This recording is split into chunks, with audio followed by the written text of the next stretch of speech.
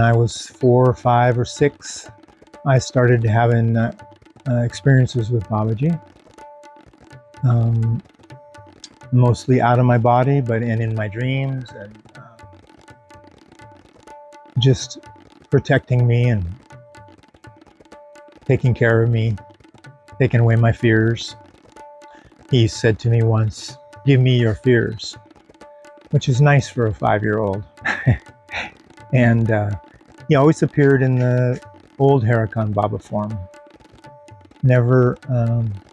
I never saw him in the current form until later in my life. So my childhood went along. I had a lovely childhood. Then in 1976, I was working on my farm, and I felt someone looking at me, and I turned around and Babaji was standing there in the orchard, and he just looked at me with those incredible eyes and just said, "Come." And after he said "come," then he faded in from his old body into his body that he created in 1970, and then back to his old body, and then back to the new, and then back to the old, and then back to the new. And then he just disappeared, like gone immediately. So, he didn't tell me where to come, and I had no idea who he was. I just knew that he was my protector, I guess I thought of it in those days. Maybe by that time I was 22, I probably thought of him as more as my teacher, actually. And but I had no idea that he was Mahavatar Babaji or his name or anything like that. And then I went into the house that night and happened to glance and see a little small advertisement in the back of the East-West Journal about the Kumbh Mela was happening in Allahabad. So the next day I mortgaged my B truck. I had a big truck and I owned it, so I borrowed money on it and I bought 2 tickets to India. My girlfriend at the time, Karen, went with me, and we were also going to do some climbing in the Himalaya, but for me it was all about finding my teacher. And so we left, got our visas and left, and arrived in Delhi, and I didn't even know where the Mela was, but it was pretty easy to find. There were so many people going to it. So we ended up having to take a train through from Lucknow and then to Varanasi, because there was no way to get on the train from Delhi. So roundabout, we left all of our gear in Varanasi and just took bedrolls and a few rupees and traveled to the Mela. And I grew up in a pretty small town, and I'd never ever seen crowds like that. The very first day we got there were 13 or 14 million people, and every day was a couple more million people, and it was just mind-boggling, but at the same time I felt so at home. I just wandered the grounds looking for Babaji, not knowing Babaji's name, and I had decided to do a fast and not drink water until I met my teacher. And so of course that was mostly hubris of a young person who thought he was a yogi, and that was the way that you could blackmail your teacher into showing. All these things were my creation. Babaji just brought me to him. I couldn't have avoided going to him, even though I thought I was trying to do all these things to make it easier to find him. All I had to do really was get out of the way. And so I came to the Mela, and I walked around every day for the first 4 or 5 days, and met all kinds of interesting teachers, but there was no spark. And I can't remember, it was the 4th or the 5th evening, I came back to, Karen was staying at the ISKCON tent because there was good food and she felt safe there. It was pretty intense. for a woman just to travel around by herself in the Mela ground. So she came back. I came back one day, and she was talking to a foreign person and named Kusmus, and he said, "I've just been with Babaji," and I had, of course, read Autobiography of a Yogi, and I knew all about Babaji. He was probably the person in the world that I would have, in the history of the world, that I would have wanted to meet the most. But I didn't also think it was really possible. So I was, even without meaning to be rude, I was kind of skeptical and just said, well, I don't think it's the real Babaji that you met. I just couldn't wrap my mind around it. And because I thought Babaji was flying around in the Himalayas and not really accessible. So after a while, he said, well, I'm going to go, but Babaji will be here tomorrow. So that night I laid in the tent and looked just inside myself, and I still was skeptical, but I thought, well, what if, So the next day I decided to really look for Babaji and try to find him. So that night I laid awake and thought about what if Babaji really could be accessible, and even in a way I even started to not forget about my teacher, but I just was so captivated with the idea of Babaji that, not knowing that they were the same, that I really was determined the next day to find him. And I walked miles all over the Mela, looked in every tent, it's a big place. And there was probably, by that time, maybe 19 million people there. And I looked all day, and then before the sun set, I went back to the ISKCON tent, and I just was kind of empty. I'd tried, and I felt like maybe I just wasn't ready, and I kind of began to surrender a little bit to that it wasn't all about my will, and it was about Om Namah Shivaya. I didn't even know what Om Namah Shivaya was then, but so I went back and I said to Karen, well, we could go. I know that I guess we're not ready. And she really wanted to leave because the Mela was very intense for her. And so we started to walk to the edge of the Sangam to go into Allahabad. And as we were walking through the crowd, it was so packed. There was like rivers of people, and Karen was just holding onto the back of my shirt. And then the sun broke through the clouds and did a little ray of sunshine in front of us, and the crowd just parted. And then at the other end, for maybe 20, 30 feet, the other end here was Kusmus walking towards me and towards us. And I don't know exactly. I think we kind of both ran towards each other or something. I don't remember, but I just remember thinking, wow, this is pretty amazing. And he told me that he had a dream that Babaji told him he couldn't come back unless he brought me with him. So I still wasn't, 100% sure it was a real Mahavatar Babaji, but it was obviously something. So and my skepticism was fading quite a bit. And then we decided we'd go and bathe and then go to see Babaji, because Babaji was going to be in Allahabad, the city, town. And I don't know, I just kind of altered state came over me, and I decided to leave my bedroll. Charlie was staying, or Kusmus was staying outside of the compound where Babaji was going to appear. And so we left our bedding there and then went to Shrivastava's home, where the compound was, and arrived there in the dark. And Babaji wasn't there yet, but he was going to be coming the next day now.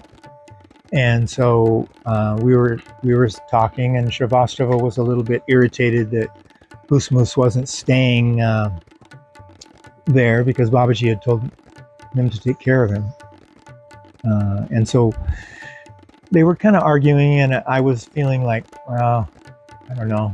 And then Shrivastava flipped up the shutters to the puja room, and one of them was on my left and one of them was on my right. And I looked up, and this beam of light came right through the window and just right into my chest. And it just, I just couldn't, I had never felt anything like that. My heart was completely opened, and I looked up, and there's Babaji, a picture of Babaji on the altar. And he's even wearing the same sweater that he was wearing when he disappeared for the last time in my orchard. And I still didn't put it together that Babaji was Babaji. And I just said, "Who's that?" And then they both looked at me like, "Well, duh, it's Babaji. We've been talking about him." And so then from that moment, I thought, well, I'm just going to stay here until I meet. And Karen and Kusmus went back to the place we were staying, and I lay down on the ground in the cold, and it was quite chilly at night. I was really cold, but I was happy. And halfway through the evening, someone brought me a little rug, and I rolled myself up in that a little bit.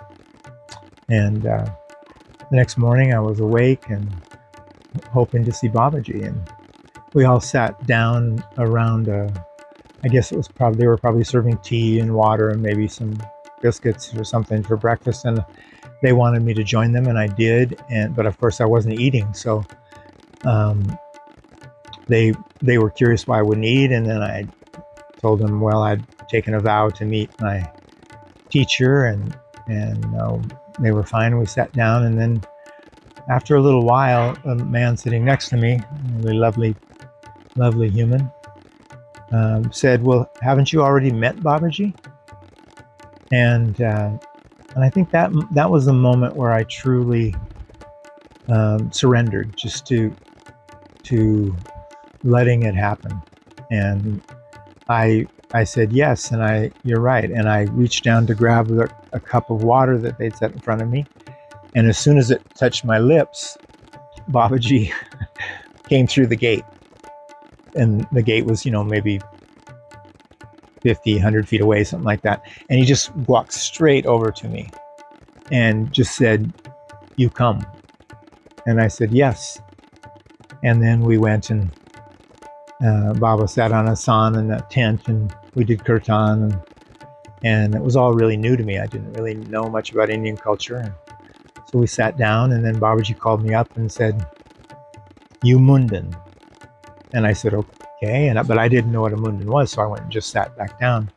And then after a while, several people came over and said, "You must go shave your head." And so I was probably a little attached to my hair at the time. But I just said, yeah. So I went and shaved my hair and beard, and I came back and I felt like a baby, like a newborn. Like I just felt so open and receptive. My heart was blown open, and all my attachments seemed to have drifted away for a while, and it was quite lovely. And then we just sat there, and Babaji called me up again and gave me a kerchief to protect my head from the sun, and just showered love on me. And so we spent the day, and then in the evening most of the people left, but there were still a few of us there, and we went into the little puja room, maybe 20 or 30 of us, and Babaji sat on the asan, and he called me up and said, "What is your name?" And I mean, I obviously knew my name, but there was just a part of me that I just said, "I don't know." And so then he gave me a name, and I went and sat down, and then he called me up a few minutes later again. He said, "What is your name?" And I couldn't keep the name that he gave me in my head. And I heard him, but it wouldn't stay in my mind. And so then he gave me that name again. And then I went and sat down, and then like 10 minutes later, he called me up again and said, "What is your name?"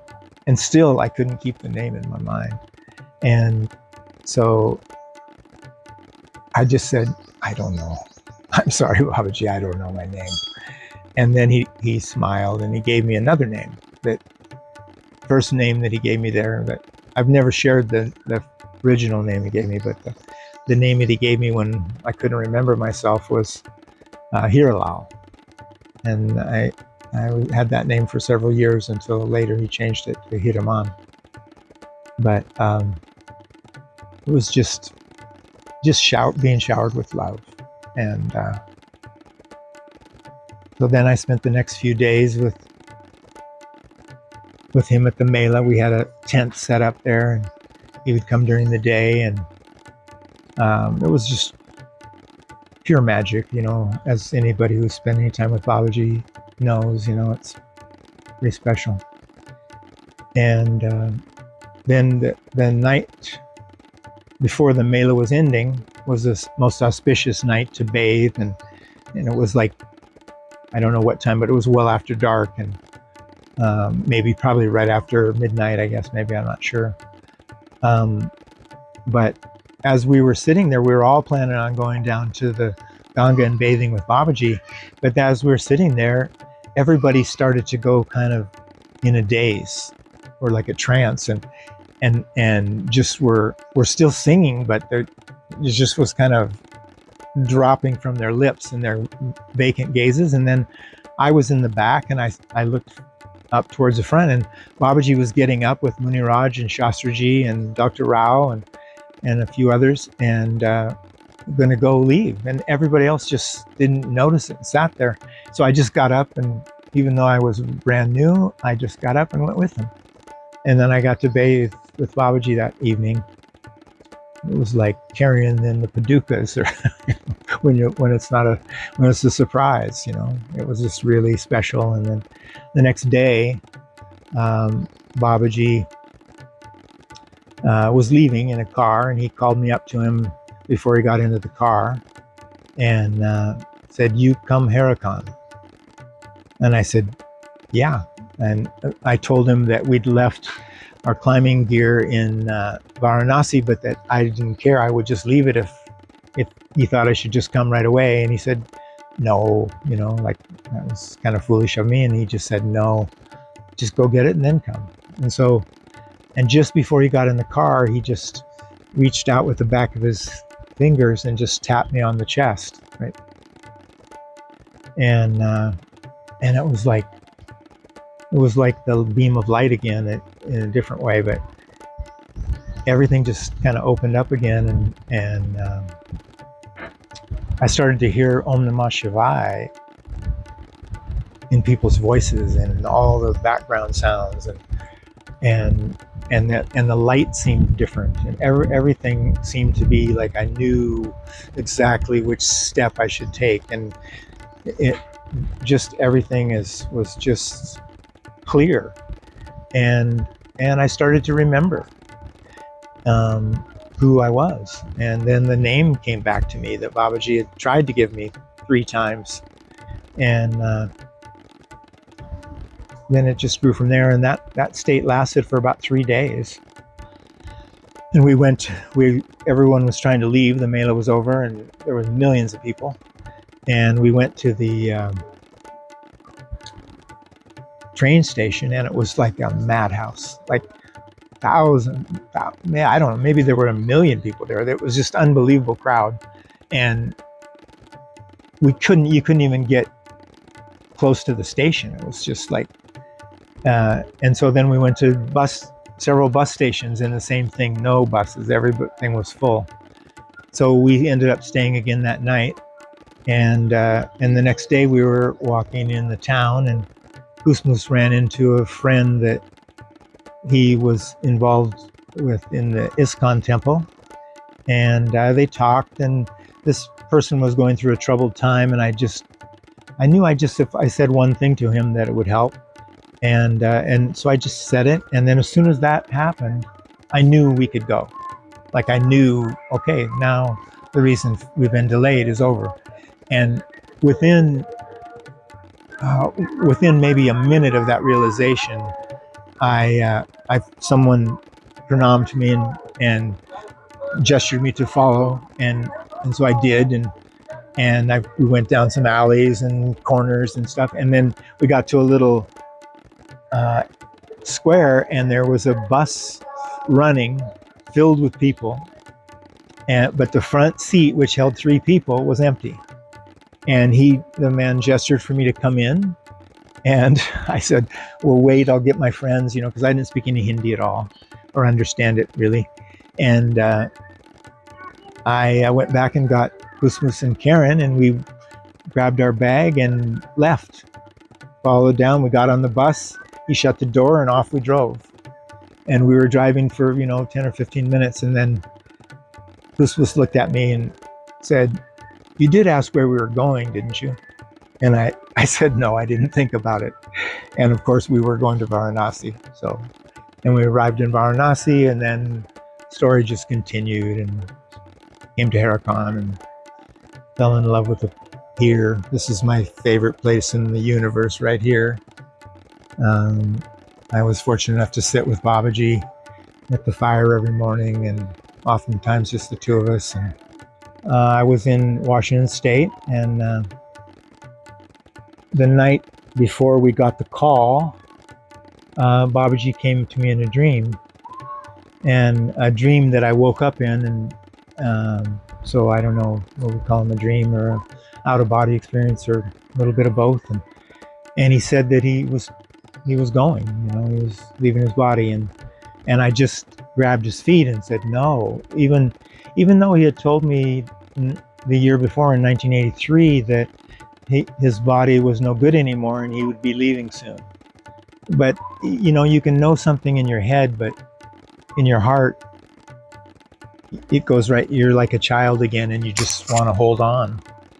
And of course I wanted to hold on too, and but then he just was so gentle and said, I'll always be with you, and so it was. I dealt with it, I guess, in my own way, and before he left, he had told me to touch Muniraj's feet, so I knew that Muniraj would lead us from there, and I loved Muniraj deeply. I never lived with Muniraj, but we were close, and so in a way, maybe because I had spent so much of my life with Babaji away from his physical form, I don't know if that made it any easier, but it maybe softened the blow a little bit. But it was hard. It was hard. I didn't come back to Haidakhan for years because I couldn't imagine being here without Babaji. But of course that was foolish, because Babaji is here and has never left here. So, and I had been sent, Babaji had sent me to Hawaii to build a temple, and so I was involved with that, and at the same time, it was a way to kind of deepen our practice too. We needed to really start caring for each other, and we needed to start growing up a bit. Being with Babaji was like, being on the honeymoon, and still we had to get to work. I always had a strong personality, so the discipline aspects were always kind of easy for me, but